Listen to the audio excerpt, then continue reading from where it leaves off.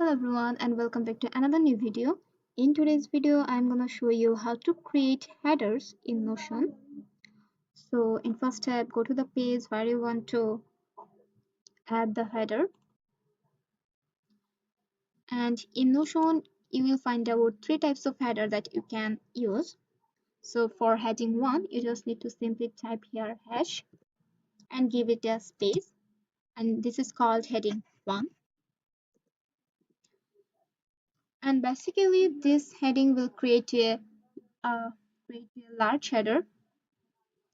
And for creating a medium search header, you just need to type this hash symbol for the two times and give it a space again. And this is called heading 2. You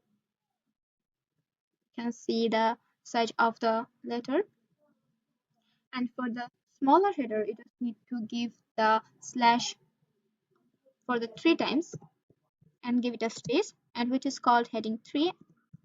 And this is the smaller header. So that's the one way how you can use header in your Notion page. And the another one is you can always give a command. So to give a command, type here slash, and you will find out these three types of header: heading 1, heading 2, heading 3. And you can also choose this header from here. So that's it, you are done.